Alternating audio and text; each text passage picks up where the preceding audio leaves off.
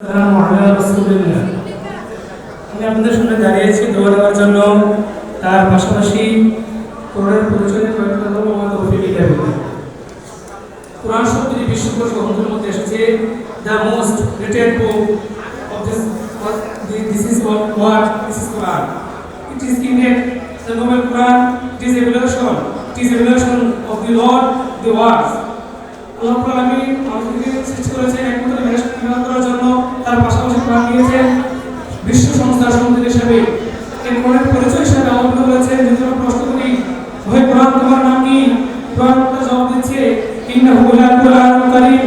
যদি প্রশ্ন করা হয় কোরআন তোমার কার কোন নাম রয়েছে, কোরআন জবাব দিচ্ছে যে তাবারাকাল্লাযী নাযালা ফুরকান। হে কোরআন তুমি কার পক্ষ থেকে এসেছো? কোরআন জবাব দিচ্ছে তানজিলুম মির রাব্বিল আলামিন। প্রশ্ন করা হয় কোরআন তোমার বাড়ি কোথায়? কোরআন জবাব দিচ্ছে ফি লাওহিন মাহফুজ। যদি কোরআনকে প্রশ্ন করা হয় হে কোরআন তোমার মধ্যে এমন কেউ কি আছে যে জগতের রহমস্বরূপ? কোরআন তো জবাব দিচ্ছে যে ওয়া আরসালনাকা ইল্লা রাহমাতাল লিল আলামিন। যদি কোরআনকে প্রশ্ন করা হয় হে কোরআন আমরা কার অনুসরণ করব? কোরআন বলে দিচ্ছে ইয়া আইয়ুহাল্লাযীনা আমানু আতিউল্লাহ ওয়া আতিউর রাসূল ওয়া উলিল আমরি মিনকুম।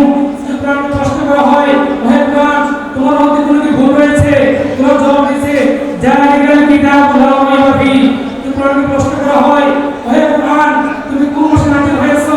কোরআন বলে দিচ্ছে শাহরুর রমাদান আল্লাযী উনজিলা ফীহি কুরআন। যদি কোরআনকে প্রশ্ন করা হয় হে কোরআন তুমি কোন সময় নাযিল হয়েছো?